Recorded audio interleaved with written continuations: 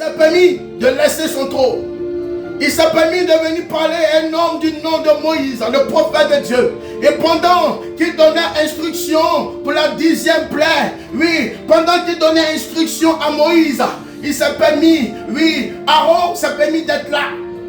Il a donné instruction à Moïse, cependant Aaron était là. Moïse était la bouche de Dieu. Dieu peut faire de ses disciples, Dieu peut faire de ses ministres sa bouche. Si tu te consacres, tu seras la bouche du Créateur. Et Dieu, il a inspiré Moïse, il a parlé à Moïse. Aaron a entendu et dit à Moïse, qu'est-ce que tu vas faire? Tu vas préparer ce que je te demande de faire. Tu vas préparer ce rituel-là.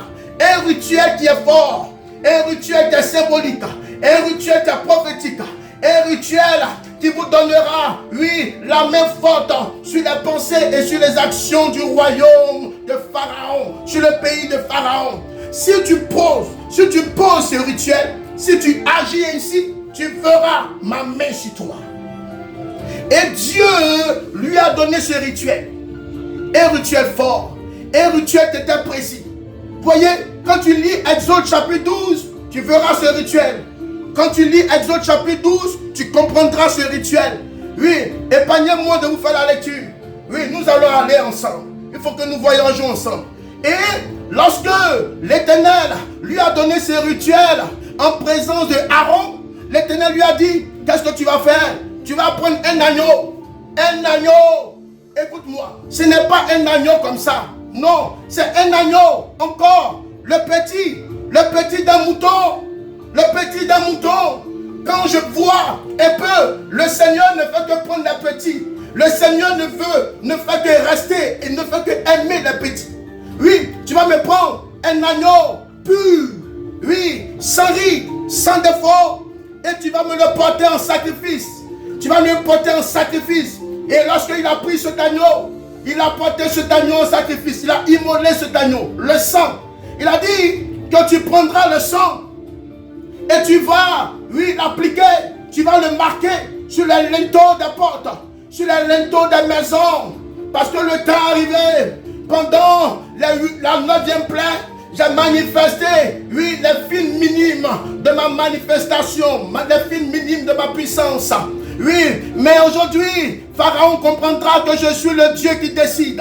Je suis le Dieu décideur de toute vie. Je suis le Dieu organisateur de toute pensée, organisateur de tout pays. Je suis le Dieu, quand je déclare quelque chose, ma main est puissante pour l'embarquer. Ma main est puissante pour chevaucher. Ma main est puissante pour appeler ce qui n'existe pas l'existence. Pharaon me connaîtra. Pharaon saura qui je suis. Parce que le temps est venu où je vais abaisser Pharaon. Le temps est venu où je déclare, celui qui est orgueilleux sera abaissé. Depuis la 9e plaie, j'ai vu l'orgueil de Pharaon. J'ai dit trop, c'en est de trop. J'ai dit assez, c'en est assez. Pharaon, je vais détruire ton armée. Pharaon, je vais te faire jeter dans la force au lion. Tu connaîtras que je suis le Dieu du ciel et de la terre. Vous comprenez? Quand nous continuons, oui, dans cette vie prophétique, dans cette histoire prophétique, nous voyons que le peuple a automatiquement suivi le conseil de Moïse. Le peuple s'est permis de prendre le sang de l'agneau, le petit d'un mouton, et un agneau sans défaut, un agneau pur. Je vais vous préciser, c'est un agneau pur, moins d'un an. Il est pur, il est frêle, il est pur, sa chair est tendre. C'est ça la différence. Il fallait que, oui, ce sang puisse sortir de l'agneau. Il fallait que l'agneau soit immolé. Signe de l'amour de Dieu pour nous. Il faut qu'un sang coule quelque part. Il faut qu'un sang découline quelque part. Pour que la joie de Dieu puisse embraser le monde. Dieu se préparait. Dieu était en train de, oui, il était en train de nourrir l'ange de la mort. Dieu est en train de préparer l'ange de la mort. Il dit, ange de la mort, bientôt tu vas sortir. Il suffit simplement que mon peuple m'écoute. Que mon peuple exécute les instructions que je lui ai données. Sans instruction, Dieu ne peut pas agir. Dieu veille sur ses instructions. Il veille sur sa recommandation pour que sa main soit puissante pour agir. Si Moïse n'exécutait pas de manière précise ce que Dieu lui a donné, écoutez-moi, l'ange de la mort ne pourrait pas sévir en Égypte. Vous comprenez? Et le peuple, oui, conduit par l'onction, conduit par les instructions de l'Éternel, ils ont commencé à appliquer le sang sur les maisons. Ils ont appliqué le sang de l'agneau pur, l'agneau sans défaut, l'agneau propre. Ils ont commencé à appliquer le sang sur la devanture des maisons, sur les murs des maisons, ainsi que sur les portes. Partout, ils ont commencé à appliquer.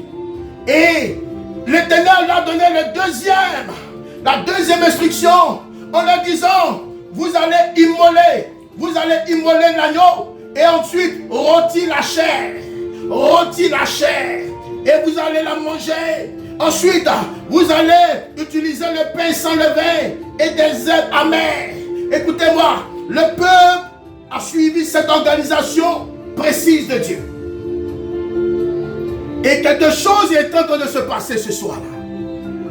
Quelque chose est en train de se passer.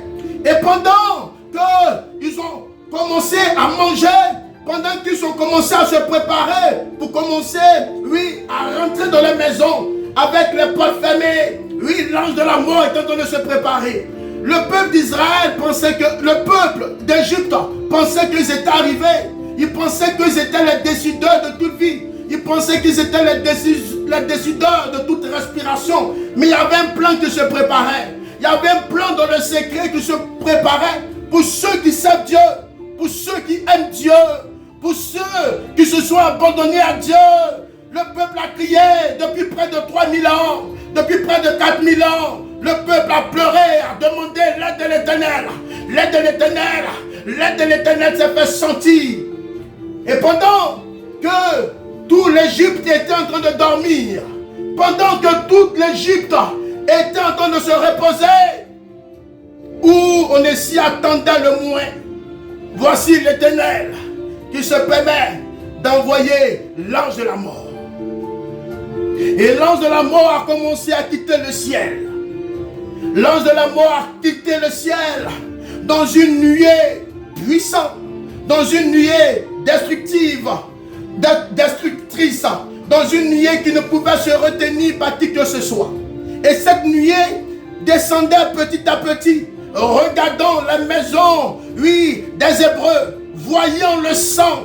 Le sang était marqué, c'est vrai, mais c'était la lumière qui brillait dans l'obscurité. C'était la lumière qui brillait dans les ténèbres. Parce que, oui, le sang est prophétique.